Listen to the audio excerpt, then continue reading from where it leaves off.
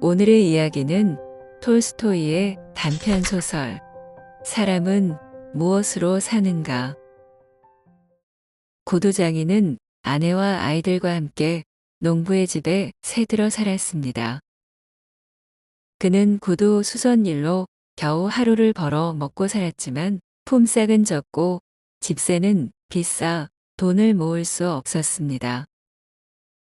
부부는 외투 한 벌을 나눠 입으며 힘겹게 겨울을 났고 고도장이는 새 외투를 만들 밀 3누브를 2년째 묵히고 있었습니다.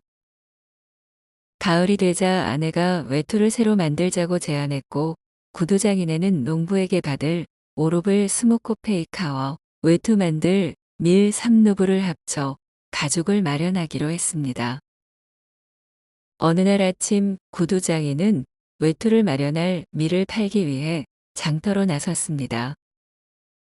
그는 찢어진 옷 위에 모직 외투를 껴입고 주머니에 3루블 지폐를 넣은 채 집을 나섰습니다.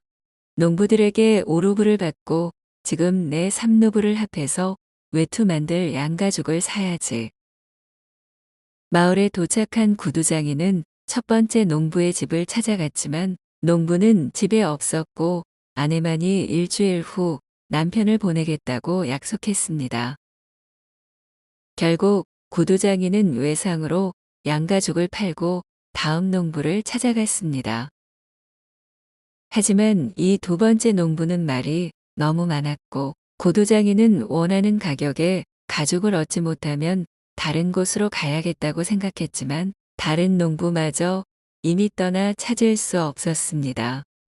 이렇게 되자 고두장이는 농부에게 받아야 할 오로블, 손에 든 수선비 스모코페이카마저 잃을 것 같은 불길한 징조를 감지했습니다. 마음이 상한 그는 결국 외투를 만들 양가죽은 사지 못한 채 갖고 있던 스모코페이카로 술을 마셔버리고 말았습니다. 술에 취한 고두장이는 이른 아침 샀던 쌀가마니만 한 손에 든 채 외투 없이 집으로 향했습니다. 그는 한 손으로는 지팡이로 연못을 때리고 다른 손으로는 쌀가마니를 흔들며 터벅터벅 걸었습니다. 교회 뒤편에서 세모는 뭔가 허연 물체를 발견하고는 의아하게 여겼습니다. 가까이 다가가자 그것은 놀랍게도 벌거벗은 채 교회 벽에 기대어 꼼짝도 하지 않는 사람이었습니다. 세모는 덜컥 겁이 났습니다. 누군가 죽이고 옷을 벗겨버린 것이라 생각했고 봉변을 당할까 두려웠습니다. 그는 그 자리를 피하려고 했습니다. 가까이 가볼까? 아니, 그냥 가버릴까? 혹시 갔다가 험한 꼴이라도 당하면 어쩌지? 모르겠다. 그냥 가자. 하지만 교회를 벗어날 때쯤 양심의 가책이 그를 붙잡았습니다. 멈춰선 세몬은 자신에게 말을 건넸습니다. 세몬, 지금 뭘 하자는 거야? 사람이 곤경에 처해 죽어가는데 겁을 먹고 슬그머니 도망치려 하다니 이건 옳지 못한 행동이잖아. 가까이 다가가 보니 사내는 건장한 젊은이였고 얻어맞은 흔적은 없었으나 몸이 꽁꽁 얼어 겁에 질린 상태였습니다. 가까이 가자 겨우 고개를 들고 그를 쳐다보았습니다. 그 눈빛에 세모는 마음이 끌렸습니다. 세모는 지체 없이 자신의 털장화, 허리띠 그리고 외투를 벗어 사내에게 건넸습니다. 세모는 사내를 부축해 일으켰고 호리호리한 그의 몸에 외투를 입히고 허리띠를 단단히 매주었습니다. 그는 자신의 낡은 모자까지 씌워주려다 머리가 서늘해지자 생각을 바꿨습니다. 대신 사내를 앉히고 털 장화를 신겨주었습니다. 사내는 친근한 눈길로 세몬을 바라봤지만 말없이 고개를 끄덕였습니다. 세몬은 지팡이까지 건네며 함께 걷자고 독려했습니다. 두 사람은 나란히 걷기 시작했습니다. 걷는 동안 세모는 사내에게 어디서 왔는지 물었습니다. 그런데 자네는 어디에서 왔나? 저는 이 고장 사람이 아닙니다. 이 교회까지 어떻게 오게 됐냐는 말일세. 그건 말씀드릴 수 없습니다. 누가 몹쓸 짓이라도 한 건가? 결코 그런 일은 없었습니다. 저는 하나님께 벌을 받은 겁니다. 세모는 낯선 사내의 말에 놀라면서도 그가 나쁜 사람은 아니라 생각이 들었습니다. 벌거벗은 사내에게 외투를 입혀준 세모는 함께 집으로 걸었습니다. 사내는 공손했지만 자신의 이야기는 하지 않았고 제겐 어디든 다 마찬가지입니다 라고만 답했습니다. 세모는 사내에게 자신의 집에서 잠시 몸을 녹이자고 제안했습니다. 술기운이 가시자 세모는 추위를 느꼈고 곧 닥쳐올 아내의 분노를 떠올렸습니다. 이게 다 무슨 일이야? 외투를 장만하러 갔다가 입었던 외투마저 뺏기고 거기에다 벌거숭이 사내까지 데려오다니. 맡으려나가 한바탕 난리를 칠 텐데. 아내 생각에 울적했지만 교회 벽에서 자신을 바라보던 사내의 눈빛을 떠올리자 다시 기분이 좋아졌습니다. 한편 아내의 맡으려나는 집안일을 마치고 저녁 준비를 고민하고 있었습니다. 남은 밀가루를 아끼기 위해 오늘은 빵을 굽지 않기로 했습니다. 그녀는 남편의 셔츠를 꿰매면서 남편이 좋은 양가죽을 사올지 걱정했습니다. 팔루블이면 적은 돈이 아닌데. 사람이 워낙 어수룩해서 누구 하나 속이지는 못해도 자기는 어린아이한테도 속아 넘어가니 정말 걱정이야. 남편이 늦어지자 그녀는 남편이 혹시 술을 마시고 있는 것은 아닐지 불길하게 생각했습니다. 바로 그때 남편이 모자도 없이 털 장화를 신은 낯선 남자와 함께 들어섰습니다. 맡으려나는 남편이 술을 마셨고 돈을 탕진했을 뿐 아니라 외투마저 벗어 불황자에게 준 것을 단번에 알아챘습니다. 낯선 젊은이는 세모의 외투를 입고 셔츠도 없이 꼼짝 않고 서서 바닥만 내려다보고 있었습니다. 맡으려나는 그가 나쁜 일을 저지른 사람일 거라고 생각하며 얼굴을 찡그렸습니다. 세모는 아무 일도 없다는 듯 태연하게 아내에게 저녁을 차리라고 말했습니다. 맡으려나는 분노를 터뜨렸습니다. 저녁을 하긴 했지만 당신 먹으라고 한 건 아니에요. 이제 보니 술만 마신 게 아니라 양심도 같이 마셨나 보군요. 당신네 같은 주정뱅이들한테 줄 저녁은 없어요. 세모는 사내에게 일단 앉으라고 권한 뒤 아내를 달랬습니다. 맡으려나 잘 알지도 못하면서 함부로 말하지 말아요. 먼저 이 사람이 누군지 물어나 봅시다. 하지만 맡으려나는 외투를 사오지 못한 남편에게 돈을 추궁했습니다.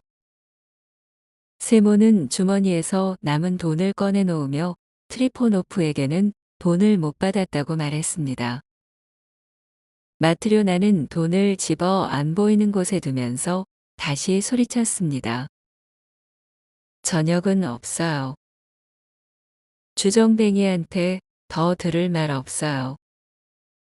이제 외투 마련할 돈까지 술값으로 날렸군요. 세모는 술값으로 스모코페이카만 썼다고 그리고 사내를 교회에서 발견한 경위를 설명하고 싶었지만 맡으려나는 10년 전 일까지 들추어내며 쉴 새 없이 몰아붙였습니다. 딱 하나 남은 옷을 빼서 입다니 어서 이리네요. 맡으려나는 세모의 옷소매를 움켜잡고 획 잡아당겨 솔기를 뜯어낸 후 옷을 머리에 뒤집어 쓴 채 문 쪽으로 향했습니다. 그러다 문득 멈춰서서 이 낯선 새내가 누구인지부터 알아야겠다고 생각했습니다. 좋은 사람이라면 벌거숭이로 있었을 리가 없잖아요. 당신이 나쁜 짓을 한 게 아니라면 이 사람을 어디서 데려왔는지 말 못할 이유가 없잖아요. 세모는 마침내 자초지종을 설명했습니다. 그 얘기를 하려던 참이었소. 교회를 지나는데 이 사람이 벌거벗은 몸으로 꽝꽝 얼어붙은 채 있더군. 하나님이 나를 이 사람에게 보내신 게 틀림없어. 그러니 내가 달리 어떻게 할 수 있었겠소? 살다 보면 누구든 그런 일을 당할 수 있는 것 아니겠소. 내가 외투를 입혀 집으로 데려왔지. 세모는 마트료나에게 화를 내는 것은 죄를 짓는 일이라며 진정하라고 간청했습니다. 마트료나는 또 욕지거리를 퍼부으려다가 의자 끄트머리에 앉아 고통스러운데 고개를 숙이고 있는 낯선 젊은이를 보고 입을 다물었습니다. 마트료나, 당신 마음엔 하나님이 없단 말이오. 이 말을 듣고 다시 사내를 본 순간 마트료나의 마음은 스르르 풀렸습니다. 그녀는 발길을 돌려 난로 쪽으로 가 저녁을 차렸습니다. 컵에 음료를 따르고 마지막 남은 빵까지 내놓았습니다. 세모는 사내와 함께 빵을 잘라 저녁을 먹었고 마트료나는 식탁 한 구석에서 턱을 괴고 앉아 사내를 바라보았습니다. 차츰 사내가 가여워지면서 잘해주고 싶다는 생각이 들었습니다. 그 순간 낯선 사내가 얼굴을 환하게 빛내면서 찡그렸던 눈썹을 펴고 눈을 들어 마트료나를 보며 미소를 지었습니다. 식사를 마친 마트료나는 사내에게 다시 이것저것 물었지만 사내는 여전히 자신의 과거에 대해서는 강도라도 만난 건가요? 라는 질문에 하나님의 벌을 받은 겁니다. 라고만 답했습니다. 사내는 마트료나에게 진심으로 감사했습니다. 세몬이 절 발견하고는 불쌍히 여겨 입고 있던 외투를 벗어주고 집으로 데려온 겁니다. 그리고 아주머니는 제게 먹을 것과 마실 것을 주면서 인정을 베풀어 주었고요. 두 분께 하나님의 은총이 내릴 겁니다. 마트료나는 사내에게 세몬의 셔츠와 바지를 주고 편한 곳에 누워 눈을 붙이라고 권했습니다. 사내는 외투를 벗어 옷을 갈아입고 다음 침대에 누웠습니다. 등잔불을 끈 마트료나는 외투를 덮고 남편 옆에 누웠지만 잠을 이루지 못했습니다. 빵이 없어 내일 걱정이 되었지만 사내의 웃는 얼굴을 떠올리자 마음이 푸근해졌습니다. 남편 역시 잠 못 이루는 것을 알고 마트료나가 말을 걸었습니다. 빵을 다 먹어버린 데다 남은 반죽도 없으니 내일은 어떻게 해야 할지 모르겠어요. 이웃에 사는 말라냐에게 가서 좀 얻어올까요? 어떻게 되겠지? 산 입에 거미줄이야 치겠소? 마트료나는 잠 못 이루고 남편 세몬에게 다시 물었습니다. 좋은 사람 같은데 왜 자기가 누구인지 말을 안 할까요? 그럴 만한 사정이 있겠지. 잠시 후 마트료나는 근본적인 질문을 던집니다. 우리는 이렇게 남을 도와주는데 어째서 우리를 도와주는 사람은 아무도 없을까요? 그만 잠이나 자유라고만 하고 돌아 누워 잠들었습니다. 이튿날 아침 세몬이 눈을 떴을 때 아내는 빵을 얻으러 이웃집에 가고 없었고 사내 미하일은 낡은 옷을 입고 앉아 천장을 멍하니 보고 있었습니다. 얼굴은 전날보다 밝아 보였습니다. 세모는 미하일에게 생계를 위해 일을 배워야 한다고 말했습니다. 미하일은 자신이 아무것도 할 줄 모른다고 했지만 세모는 내색하지 않고 가르쳐 주겠다고 했습니다. 마음만 있으면 뭐든 배울 수 있다네. 미하일, 자신에 대해 얘기하고 싶지 않으면 안 해도 상관없네. 하지만 밥벌이는 해야지. 내가 가르쳐 주는 대로 일을 하면 우리 집에서 지내게 해주겠네. 정말 감사합니다. 열심히 배우겠습니다. 뭐든 가르쳐 주세요. 세모는 구두 수선에 필요한 실 매듭 짓는 법, 바늘에 끼어 깁는 법 등을 가르쳐 주었고, 미하일은 놀라울 정도로 빨리 모든 것을 배웠습니다. 사흘째가 되자 평생 구두 수선을 해온 사람처럼 능숙하게 일했습니다. 그는 쉴 새 없이 일했지만 음식은 조금밖에 먹지 않았고 일하지 않을 때는 말없이 천장만 바라보았습니다. 미하일이 웃는 모습을 본 것은 마트료나가 저녁을 차려줬던 첫날 딱 한 번뿐이었습니다. 하루하루가 지나고 어느덧 1년이라는 세월이 흘렀습니다. 미하일은 여전히 세몬의 집에서 일했고 세몬 구두방에서 만든 구두는 튼튼하고 맵시 있게 만드는 것으로 소문이 났습니다. 이웃 마을에서도 주문이 밀려들었고 그 덕분에 세몬의 수입은 점점 늘어갔습니다. 어느 겨울날 세몬과 미하일이 일하고 있을 때 말 새 필이 끄는 마차가 구두방 앞에 멈춰 섰습니다.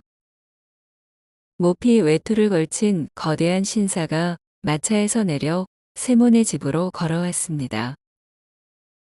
세몬은 놀라 일어섰습니다. 신사는 머리가 천장에 닿을 만큼 키가 컸고 몸집도 방 안을 꽉 채울 듯 했습니다. 세몬과 미하일과는 달리 신사는 얼굴이 불그레하고 윤기가 흘렀으며 몸이 무쇠처럼 컸습니다. 신사는 외투를 벗고 의자에 앉으며 물었습니다. 이 구두방 주인이 누구인가? 제가 주인입니다. 그러자 신사가 자신이 데려온 하인에게 소리쳤다. 페지카, 그 물건을 가져와. 하인이 꾸러미 하나를 들고 뛰어 들어왔다. 신사가 꾸러미를 받아 탁자에 놓았다. 어서 풀어라. 하인이 꾸러미를 풀었다. 신사가 손가락으로 가죽을 찌르며 세몬에게 말했다. 이 가죽을 잘 보게나. 이게 어떤 가죽인지 알겠나? 세몬이 가죽을 만져보더니 말했다. 좋은 가죽이군요. 그야 당연하지. 멍청한 사람 같으니라고. 자네는 평생 이런 건 구경도 못 해봤을 걸세. 독일산이지. 20루블이나 주고 산 거라네. 독일산이지. 20루블이나 주고 산 거라네. 세모는 잔뜩 겁에 질렸다. 저 같은 사람이 이런 가죽을 어디에서 구경하겠습니까? 그럴 테지. 그건 그렇고 이 가죽으로 내 발에 꼭 맞는 장화를 만들 수 있겠나? 그럼요. 그러자 신사가 큰 소리로 말했다. 만들 수 있단 말이지. 그렇다면 자네가 누구의 장화를 만드는지 어떤 가죽으로 만드는지 꼭 명심하게. 1년을 신어도 뜯어지지 않고 모양도 절대 변하지 않는 장화를 만들어야 하네. 그런 장화를 만들 수 있다면 이 가죽을 재단하고 그럴 자신이 없다면 처음부터 손도 대지 말게. 미리 말해두는데 1년 안에 장화가 뜯어지거나 모양이 변하면 자네를 감옥에 넣어버릴 걸세. 대신 1년이 지나도 모양이 변하지 않고 뜯어지지도 않으면 10루블을 더 주겠네. 세모는 겁을 먹고 아무 대답도 하지 못했다. 그는 미하일을 힐끔 쳐다보며 팔꿈치로 콕 찌르면서 작은 소리로 물었다. 어떻게 하지? 맡아야 하나? 미하일이 이를 맡으라는 듯 고개를 끄덕였다. 세모는 미하일이 시키는 대로 1년이 지나도 뜯어지거나 모양이 변하지 않을 장화를 만들기로 했다. 신사가 하인을 부르더니 왼쪽 장화를 벗기라고 하고는 발을 내밀었다. 치수를 재거라. 세모는 종이를 10베르시오크 정도 길이로 잘라붙여 매끈하게 펴고는 무릎을 꿇고 앉았다. 그리고 신사의 양말을 더럽 휘지 않도록 손을 앞치마에 꼼꼼히 닦고서 치수를 쟀다. 먼저 발바닥과 발등의 높이를 잰 다음 종아리를 재려고 하는데 종이 자에 양끝이 닿지 않았다. 신사의 종아리가 통나무만큼이나 굵었기 때문이다. 종아리가 끼지 않도록 하란 말이야. 세모는 종이를 더 이어붙여 치수를 쟀다. 신사는 양말 속에 발가락을 꼼지락거리며 집안을 둘러보다가 미하일이 눈에 띄자 물었다. 저자는 누구인가? 저희 가게 직공입니다. 이 사람이 나리의 장화를 만들 겁니다. 신사가 미하일에게 말했다. 꼭 기억해 두게. 1년을 신어도 끄떡없게 만들어야 하네. 세문도 미하일을 돌아보았다. 그런데 미하일은 신사는 쳐다보지도 않고 마치 누가 있기라도 한 듯 신사의 뒤쪽 구석만 빤히 바라보았다. 그렇게 한참을 있더니 갑자기 얼굴을 환히 밝히며 빙긋 미소를 지었다. 신사가 윽박지르듯 말했다. 바보처럼 왜 희죽거리는 거냐? 기한 내에 만들 생각이나 할 것이지. 틀림없이 기한 내에 만들겠습니다. 미하일이 대답했다. 반드시 그렇게 해라. 신사는 장화를 다시 신고 외투를 여며 입고는 문 쪽으로 갔다. 그런데 허리 굽히는 걸 깜빡 잊는 바람에 문틀에 머리를 부딪히고 말았다. 신사는 욕설을 내뱉고는 이마를 문지르면서 마차를 타고 떠났다. 신사가 가고 나서 세몬이 말했다. 꼭 돌덩이 같네. 몽둥이로 내리쳐도 끄떡없겠어. 머리를 그렇게 세게 부딪혔는데 아무렇지도 않은가 봐. 마트료나도 한마디 했다. 그렇게 잘 먹고 잘 사는데 튼튼한 게 당연하지요. 저승사자도 저런 사람은 못 잡아갈 거려. 세몬이 미하일에게 말했다. 일을 맡긴 했지만 까딱 잘못하면 큰 낭패를 볼 수 있어. 가죽은 비싼 데다 나리가 성질이 불같으니 말이야. 절대 실수하면 안 돼. 그래서 말인데 자네가 나보다 눈썰미가 정확하고 손도 빠르니 이 치수대로 재단을 하게나. 그러면 내가 가죽을 꿰매겠네. 미하일은 세몬이 시키는 대로 작업대에 가죽을 펴고 반으로 접은 뒤 칼로 재단하기 시작했다. 마트료나가 미하일 옆으로 와서 재단하는 모습을 보다가 깜짝 놀랐다. 그동안 장화 만드는 걸 많이 봐왔기 때문에 방법을 훤히 안다고 생각했는데 미하일은 장화 모양과 다르게 가죽을 둥글게 잘랐던 것이다. 마트료나는 한마디 하려다 그만두었다. 나리의 장화를 만드는 거니까 내가 모르는 뭔가가 있겠지. 아무려면 미하일이 나보다 더 잘할 테니 아무 소리 하지 말자. 가죽 재단을 끝낸 미하일이 가죽을 깁기 시작했는데 장화를 만들 때는 실을 두 가닥으로 겹쳐 기워야 하는데 슬리퍼를 만들 때처럼 한 가닥으로 기웠다. 마트료나는 그것도 이상했지만 역시 아무 말 하지 않았다. 미하일은 점심때가 되도록 쉬지도 않고 열심히 가죽을 꿰맸다. 세몬이 자리에서 일어나 미하일 쪽을 보았다. 그런데 신사의 가죽으로 슬리퍼를 만들어 놓은 것이 아닌가. 세몬은 앞이 캄캄해져 탄식을 내뱉었다.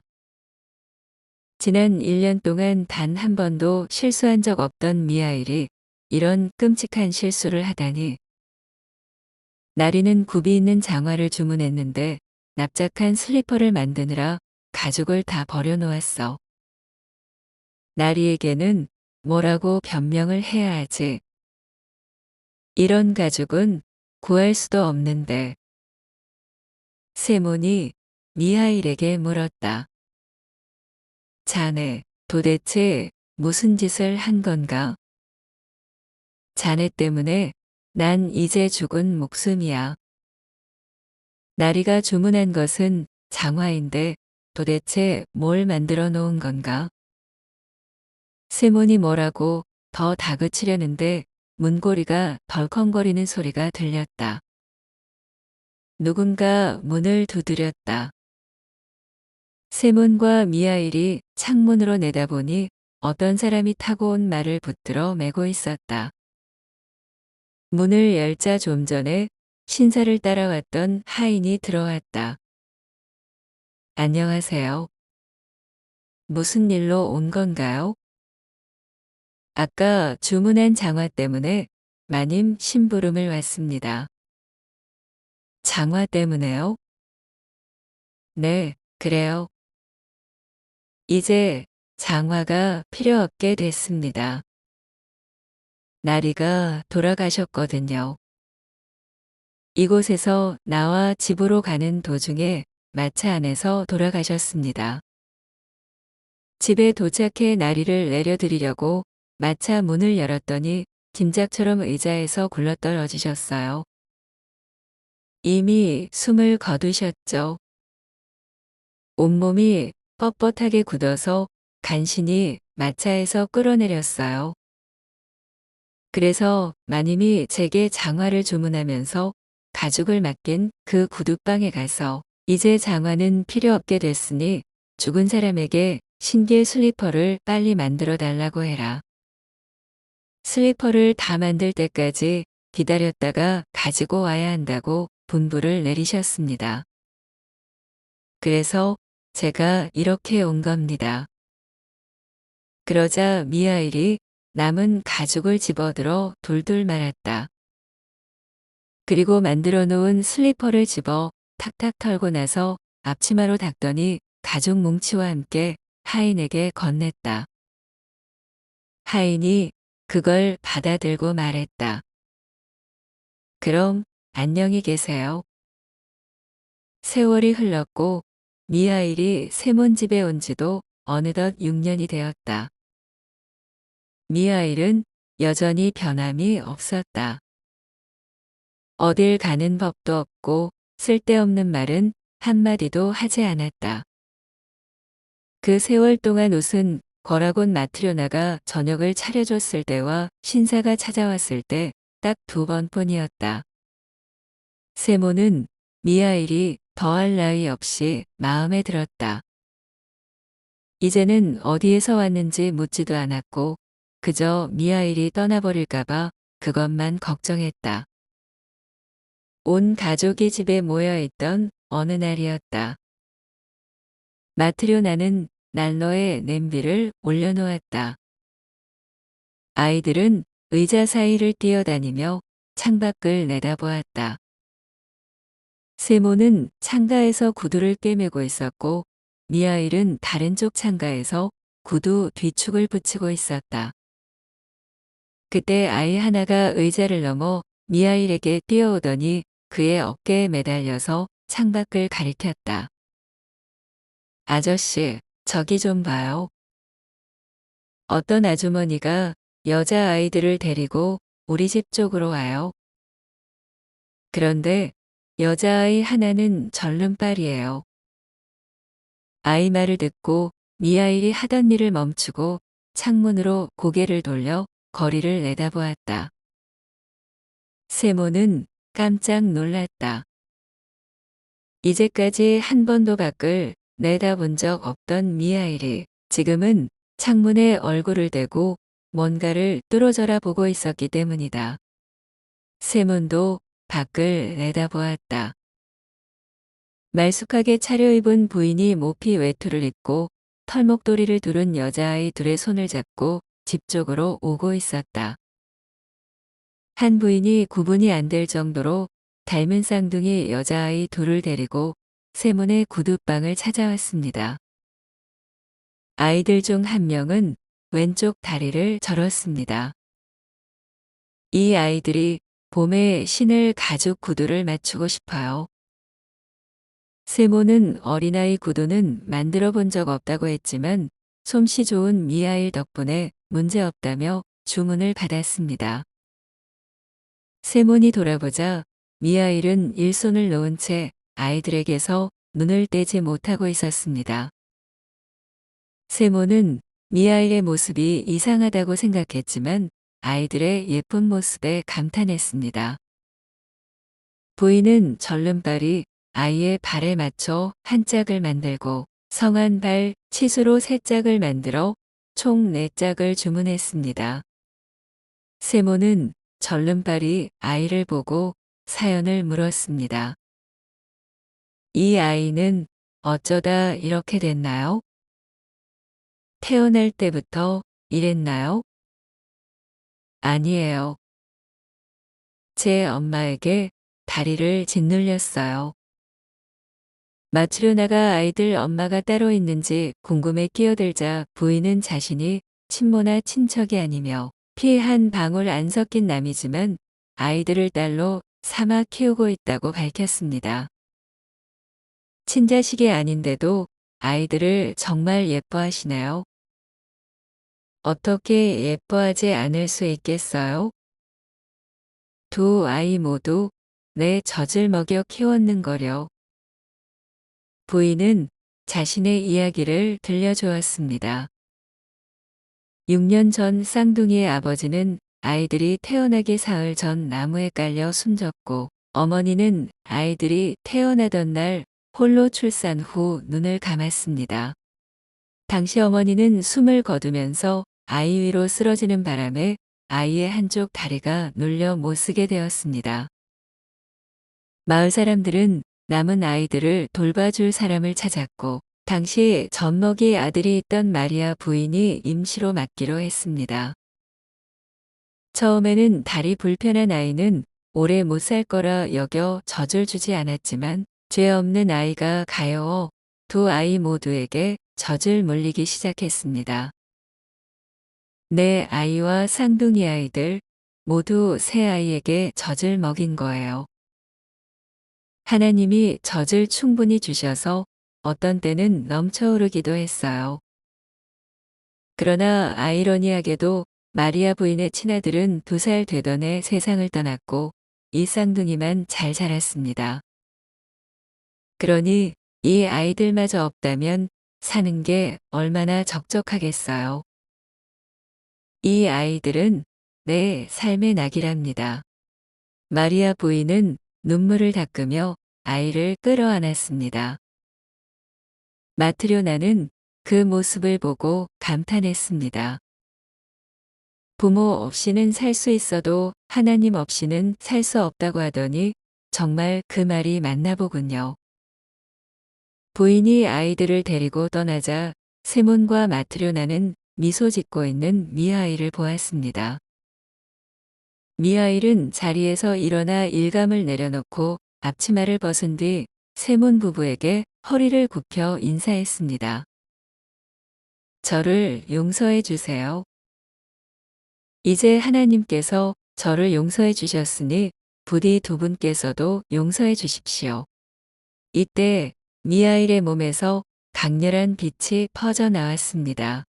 세몬은 미하일이 평범한 사람이 아님을 깨닫고 그에게 3번 웃은 이유와 몸에서 빛이 나는 이유를 물었습니다. 미하일은 자신이 하나님의 천사이며 빛이 나는 것은 하나님이 자신의 죄를 용서하셨기 때문이라고 답했습니다. 3번 웃은 이유는 하나님이 깨달으라고 하신 3가지 진리를 모두 깨달았기 때문이라고 설명했습니다. 첫 번째 미소는 마트려나가 자신에게 친절을 베풀었을 때, 두 번째 미소는 부자 신사가 장화를 주문하러 왔을 때, 세 번째 미소는 쌍둥이 아이들을 봤을 때, 세몬이 벌을 받은 이유와 3가지 진리의 내용을 묻자 미하일은 자신의 이야기를 시작했습니다. 미하일은 하나님의 명을 어겼기 때문에 벌을 받았습니다. 하나님은 그에게 한 여인의 영혼을 거두어오라고 명했지만 이 땅에 내려와 보니 여인은 막쌍둥이 딸을 낳고 남편을 잃은 채 아이들을 돌봐줄 사람이 없다며 영혼을 거두어 가지 말라고 애원했습니다. 미하일은 여인의 말을 들어주고 하늘로 돌아가 보고했지만 하나님은 어서 가서 그 여인의 영혼을 거두어 와라. 그러면 3가지 진리를 깨닫게 될 것이다 라고 명했습니다. 사람의 마음에는 무엇이 있는가? 사람에게 허락되지 않은 것은 무엇인가? 사람은 무엇으로 사는가? 미하일은 다시 내려와 여인의 영혼을 거두었습니다. 그 과정에서 여인의 시신이 구르며 한 아이의 다리가 못쓰게 되었고 미하일은 하늘로 올라가던 중 날개가 부러져 땅에 떨어져 길가에 쓰러져 인간의 고통과 추위, 배고픔을 알게 되었습니다. 미하일은 벌거벗은 채 들판에 버려져 추위와 배고픔을 견디고 있었습니다. 그때 세몬이 다가왔습니다. 인간이 된 뒤 처음으로 언젠가 죽을 운명인 사람의 얼굴을 보았습니다. 그 얼굴이 너무나 무서워서 고개를 돌려버렸습니다. 남자가 중얼거리는 말을 들어보니 추운 겨울에 뭘 입고 살아야 할지, 어떻게 처자식을 먹여 살려야 할지 걱정하더군요. 미하일은 외투 걱정만 하는 세몬이 자신을 도와줄 리 없다고 생각했지만 신락 같은 희망마저 사라졌을 때 세몬이 되돌아왔습니다. 미하일이 고개를 들었을 때 세몬의 얼굴은 전과 달리 보였습니다. 미하일은 세몬이 돌아와 자신을 돕기로 결심했을 때 그의 얼굴에서 죽음의 그림자 대신 생기와 하나님의 모습을 보았다고 말했습니다. 이후 마트려나가 분노하다가도 남편의 말에 태도를 바꿔 자신을 밖으로 내쫓지 않고 저녁을 차려주었을 때 미하일은 그녀의 얼굴에서도 하나님의 모습을 보았습니다. 그 순간 사람의 마음에 무엇이 있는지 알게 되리라고 하신 하나님의 첫 번째 말씀이 떠올랐습니다. 그리고 사람의 마음에는 사랑이 있다는 걸 깨달았죠. 그래서 처음으로 웃은 것입니다. 두 번째는 사람에게 허락되지 않은 것. 1년 후 부자 신사가 1년 동안 뜯어지지 않을 장화를 주문하러 왔을 때 미하일은 신사의 어깨 뒤에서 죽음의 천사를 보았습니다. 그는 신사가 그날 밤 해가 지기 전에 죽을 것이라는 것을 알았습니다. 이 사람은 날이 저물기 전에 죽을 거라는 것도 모르고 1년을 준비하는구나. 그때 사람에게 허락되지 않은 것이 무엇인지 알게 되리라는 하나님의 두 번째 말씀이 기억났습니다. 미하일은 사람이 자신에게 무엇이 필요한지 아는 능력을 얻지 못했다는 것을 깨닫고 두 번째로 미소를 지었습니다. 세 번째 진리는 사람은 무엇으로 사는가? 6년이 지난 후 쌍둥이 자매와 마리아 부인이 구두방에 왔습니다. 미하일은 마리아 부인의 이야기를 듣고 세 번째 진리를 깨달았습니다. 그 어머니가 아이들을 위해 살려달라고 애원했을 때 난 부모 없이 아이들은 살아갈 수 없다고 생각하고 그 말을 들어주었지. 하지만 피에 한 방울 안 섞인 남이 자기 젖을 물려 아이들을 이렇게 키웠구나. 부인이 자신이 낳지도 않은 아이들을 가엾이 여기며 눈물을 흘리는 모습에서 미하일은 살아계신 하나님을 보았습니다. 사람은 무엇으로 사는가에 대한 답을 깨닫고 세 번째로 미소를 지었습니다. 미하일의 몸에서 옷이 벗겨지며 빛이 온몸을 감쌌고 그의 목소리는 하늘에서 들려오는 듯 했습니다. 사람은 누구나 자신을 위한 염려가 아니라 사랑으로 사는 것임을 깨달았습니다. 하나님은 사람들이 함께 살아가기를 원하기 때문에 각자가 자신에게 무엇이 필요한지 아는 능력을 주지 않으셨습니다. 사람들이 자신을 염려하고 돌봄으로 살 수 있는 것 같지만 사실은 오직 사랑으로만 살 수 있다는 것을 이제 깨달았습니다. 사랑으로 사는 사람은 하나님 안에 사는 것이며 하나님은 그 사람 안에 살고 계십니다. 하나님은 곧 사랑이기 때문입니다. 천사는 하나님을 찬양하는 노래를 불렀고 그의 등에서 날개가 돋아나며 하늘로 올라갔습니다. 세몬 부부와 아이들은 바닥에 엎드렸고 정신을 차렸을 때 집은 예전 그대로였으며 가족 외에는 아무도 없었습니다.